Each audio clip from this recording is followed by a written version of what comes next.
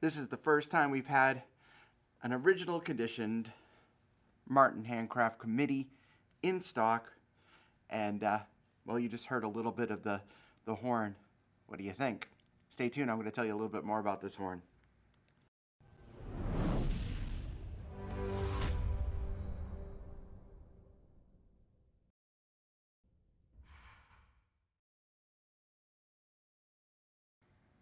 Hey everybody, it's Trent from Austin Custom Brass. I can't even pronounce my name this morning. Be sure to hit the subscribe button to stay up to date with us. Thanks again for your incredible support. Henrietta, the Hedgehog, says thanks so much. This is a fun day because whenever I get a chance to play what I consider as a super horn, isn't that beautiful, by the way? Isn't that horn just beautiful? I get a little giddy. So pardon the stumbling on my name there. So the Handcraft Committee, if you know the story, there's a little bit of folklore in the story. Martin had been making great horns for quite some time. In fact, one of my favorite horns is one of the horn right before this, which shares a lot of the same similarities, the Martin Handcraft Imperial. And we do have a few of those for sale as well at the shop. Martin decided to stir up the excitement and put together a panel of some of the best players and experts on design to come up with the Handcraft Committee, which later turned into the committee. The committee really ended up being basically one person, which was Reynolds Schulke, who had worked for Martin and then a little bit with Holton as well, and came up with this design. The committee shares a lot of the similar designs, but you'll notice a few striking differences right off the top. The first thing is the nickel trim on the horn. So you see the lead pipe receiver has nickel trim. The valve block has more nickel trim on all of the slide tubes.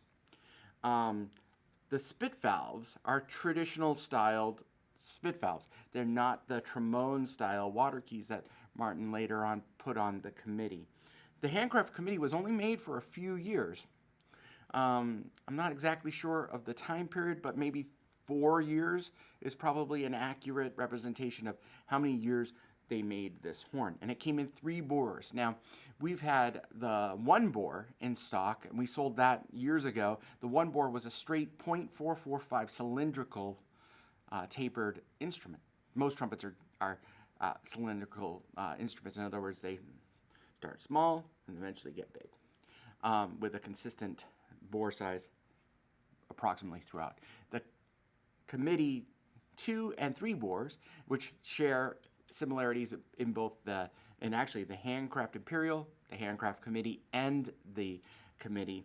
The 2 bore, which is this one, is a medium step bore, so it starts off small up here, around 4.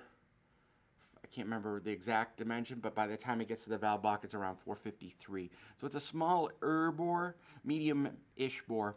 The Handcraft Committee 3 bore and the Handcraft Imperial and the regular Committee 3 bore start at 453 and eventually get to 468 in the valve block. The Adams A9 shares that design element on the larger bore, and on the medium bore, they share the design of this one. The bracing is slightly different on the Handcraft Committee. The wrap is a little bit tighter. The the position of the braces down here. You'll see, unfortunately, this bell kind of goes in. We're going to work on that before we sell it. But the bell has had some dents removed, but they were done very well. And it has a two-piece bell. The committees all had two-piece bells. You can see the seam right there. And there's the logo, by the way. Isn't that great? The horn itself, that clip that you heard, is completely raw. No processing or editing. And this room is fairly dead. It's a little bit better than the other two rooms I do video demonstrations in, but it's still pretty dead. But the result is a beautiful sounding horn that still has, let's see, hold on, good compression as well. We're putting burp 3 on it, which is what we use for most vintage instruments. Valves themselves don't look the best, but they're not bad. Put that in front of my head. There we go. Now we're going to be putting this up for sale shortly. The best thing for you to do in the interim is to email the shop at info@austinCustomBrass.com and get some pricing information. And we probably will sell it before it even gets to the web store because we've had a bunch of people who are already interested in it. Let me play a little bit more on this horn. I'm using my TA1 and one of our new prototype backbores. This one's a large one around a box 7 style.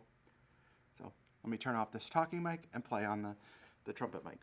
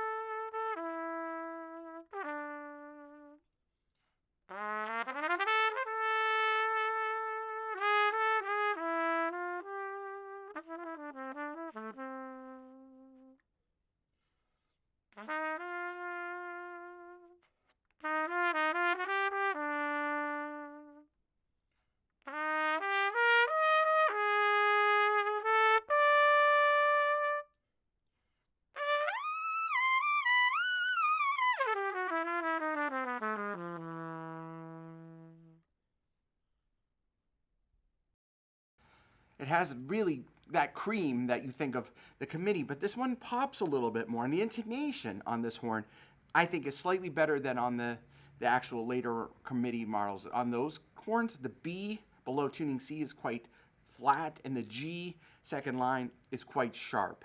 This one it's not as good as, like, say, a new Adams in terms of the intonation, but it's a lot better than the later on committee.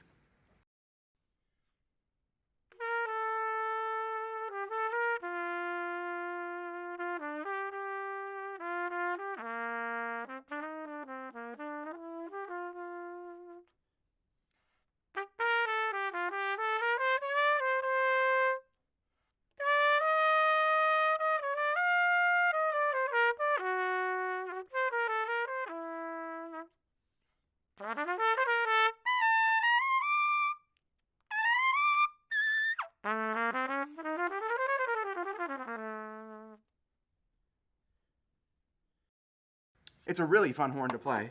You put something in a little bit shallower. I'll put in my TAZ. It can actually bark pretty well.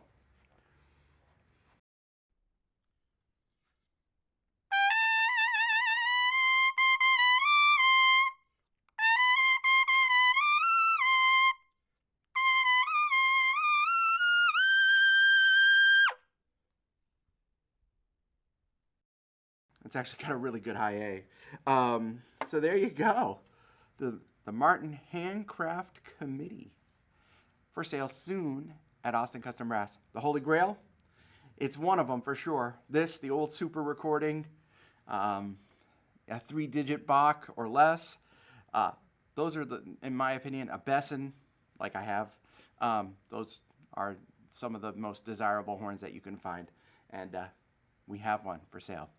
So hit that subscribe button. Stay up to date with us. Thanks again for your awesome support of the shop. I hope you all have an awesome weekend and keep on keeping on. Cheers.